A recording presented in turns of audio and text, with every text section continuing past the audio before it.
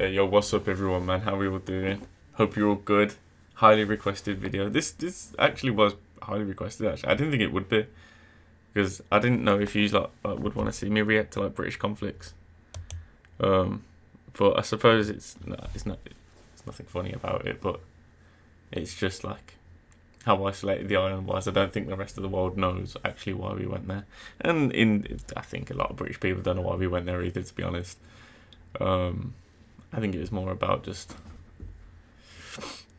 securing our land, I guess. Well, let's just get into it. Hi, English mariner John Strong. Hi, Anthony Carey, 5th Viscount of Falkland. I would very much like for you to go to Chile and locate the wreck of a Spanish treasure ship for me. Okay.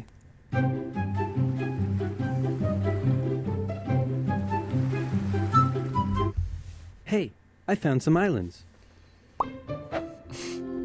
And this is how it started. The English were probably not the first to discover the Falklands, but they were the first to write it down.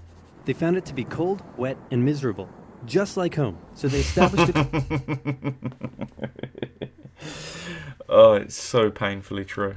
Colony in 1765, unaware that the French had also discovered the islands and done the same a year earlier. And for a while the two were unaware of each other's existence until presumably there was an awkward moment where they ran into each other.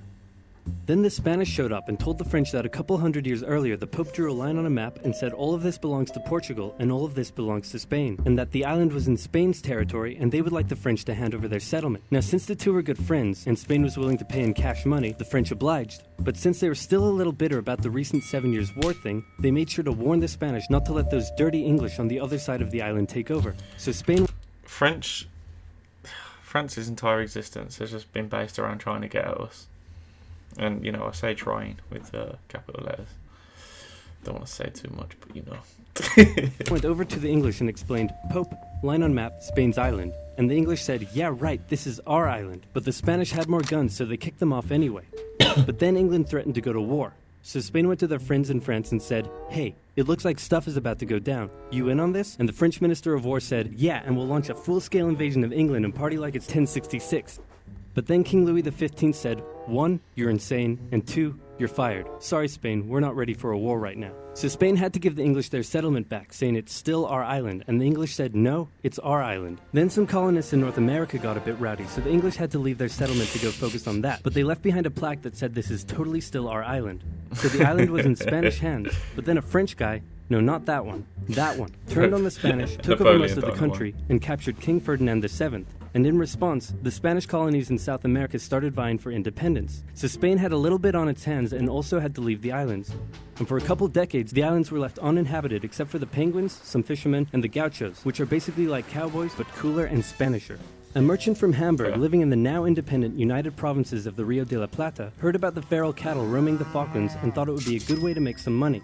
So he got permission from both Buenos Aires and the British government to set up trade there as a private venture. Some American ships came down and began hunting whales and seals around the islands, and Vernet wasn't too happy about it. So he asked Buenos Aires for some military assistance in defending the islands, but Buenos Aires said, meh, do it yourself, gave him some weapons, and appointed him governor of the islands. So he seized the US ships and arrested their crews. In response, two things happened. First, America came down and said, nice settlement you have there, would be a shame if someone destroyed it. And then they destroyed it.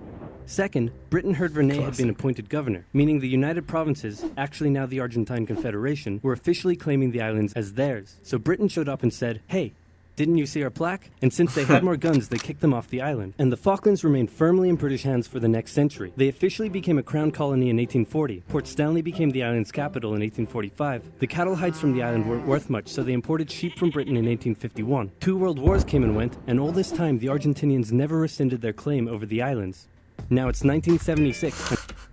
It's just weird that this one island has so much history behind it, as all things do, obviously, but it's you know what it is? It's just small dick energy at the end of the day, innit? That's what it is. People are just like, nah, I want it, and I want it because I want it, and I'm not letting you take it because I already said I wanted it.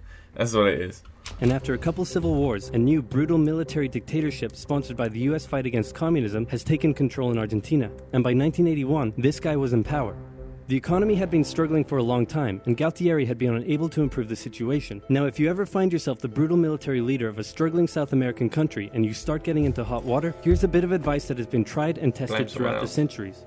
start a war to distract everyone from their misery. Galtieri knew how popular he would be if he could finally take back Argentina's last Malvinas from the occupying British. There had been proposals to cut British military spending, and the ice patrol vessel HMS Endurance had been withdrawn from the area, so the Argentinians assumed the British may not even bother doing anything about the invasion. After easily capturing the largely uninhabited South Georgia island, 600 Argentine troops were sent to the Falklands. The small number of Royal Marines and other British forces stationed there put up a small amount of resistance, but in the end had to surrender to the larger Argentine force. Crowds in Argentina celebrated the news, but they were wrong to assume the British would do nothing, because the person in charge of the United Kingdom at the time was this lady. Thatcher was a somewhat controversial prime minister. Yeah, and when he says controversial, that is that's an understatement, just to quickly fill you in. I don't want to talk to you like you don't know anything, but just for the ones that don't, Thatcher was was very conservative, and she was like more American style capitalist than anyone else. Like, she had a real sink or swim mentality when it comes to when it came to the economy.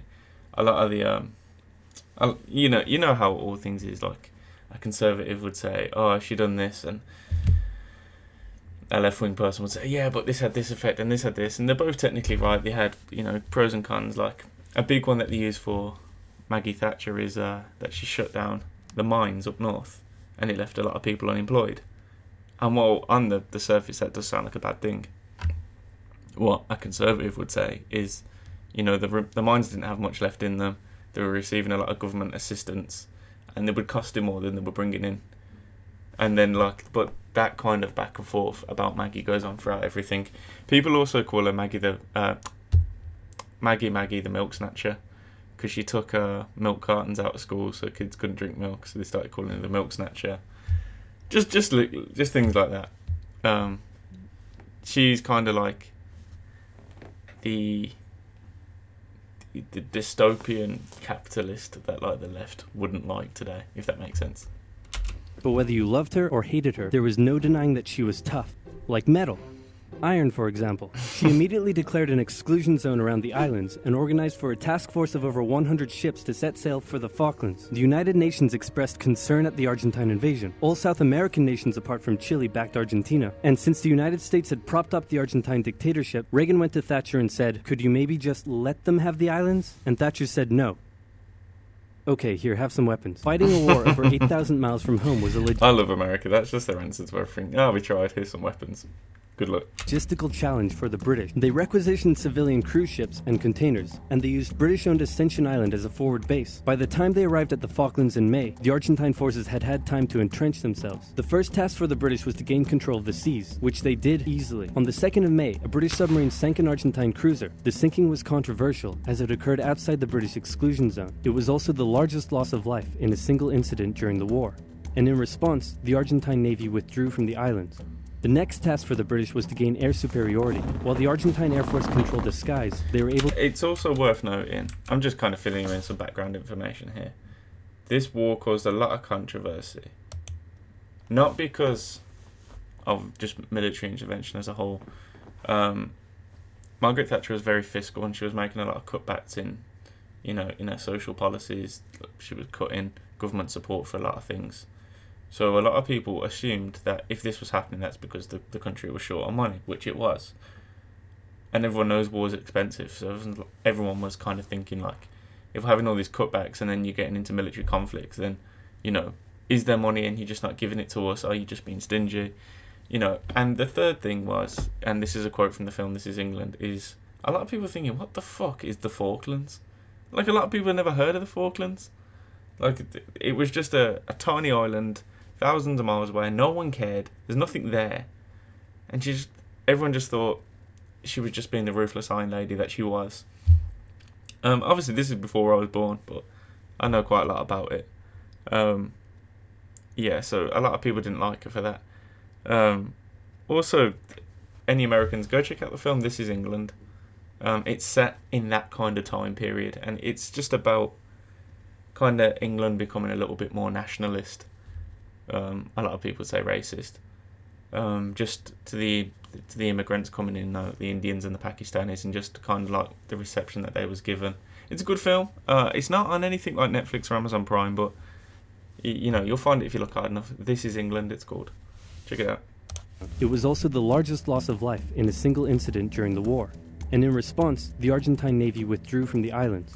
The next task for the British was to gain air superiority. While the Argentine Air Force controlled the skies, they were able to inflict considerable damage on the Royal Navy below. Days after the sinking of the General Belgrano, 2 Argentine super-étendards carried out a raid on the HMS Sheffield and sank it with an Exocet missile. For weeks, the Argentine Air Force would continue to carry out raids and inflict heavy casualties on the Royal Navy, with British Sea Harriers doing their best to take out as many of the Argentine aircraft as they could. While the battle in the skies raged on, San Carlos was chosen as the best landing site for the British ground forces. An SAS raid took out Argentine defenses on Pebble Island, and the HMS Alacrity sailed through Falklands Sound to flush out any Argentine supply ships. The landings began on May 21st, with Argentine aircraft carrying out full-scale raids on the task force ships taking part in the landing, damaging several and sinking a few, but anti-aircraft cannons and Sea Harriers shot down many of the aircraft in what became a major turning point for air superiority, and a beachhead was successfully formed. Then the ground troops began their movements out of San Carlos, across the north towards Stanley, and south toward the Argentine stronghold at Goose Green. In the following battles, a clear trend emerged. The Argentine conscripts put up a good fight, and with the rough, muddy terrain, the war was by no means easy for the British, but with highly skilled Royal Marine Commandos and Parachute Regiment troops, the British would often find themselves taking on larger numbers of Argentinian soldiers, but would still come out victorious with minimal casualties. The 14-hour-long battle for Goose...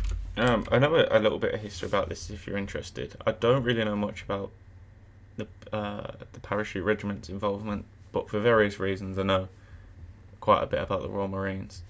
And a lot of the places the Royal Marines attacked were not defended that well, because they thought where the British were and where the Argentines were, this amount of space would be, you just couldn't do it in the amount of time given the terrain.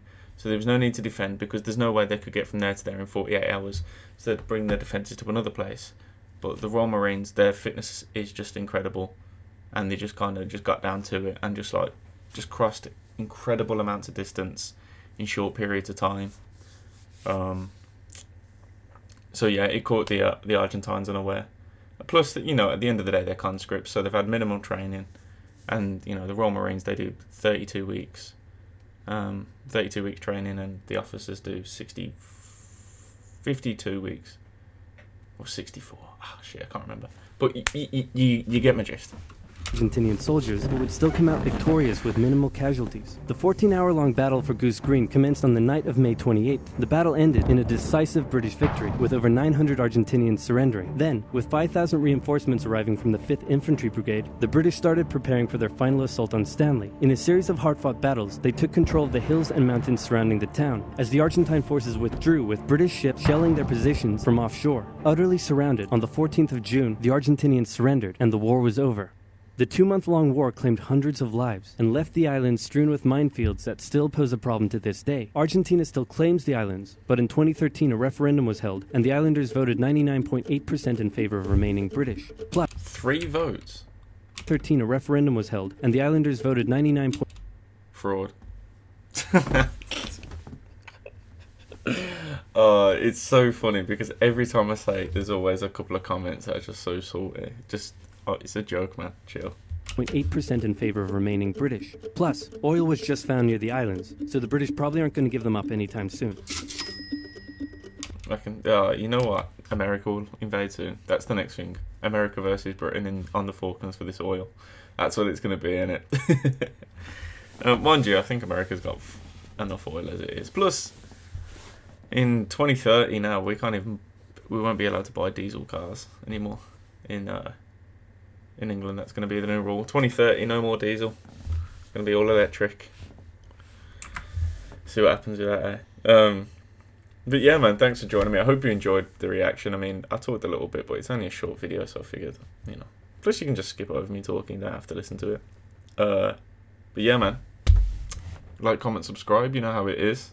Doing really well, man. The amount of people coming in, just like views and subscribers, man, makes me so happy, honestly. I'll put some of my social media down in the description if you want to follow it. I don't post nothing super interesting, to be honest. Like, it's just my personal.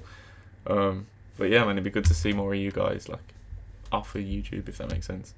But yeah, peace out, and I will see you Monday. Peace.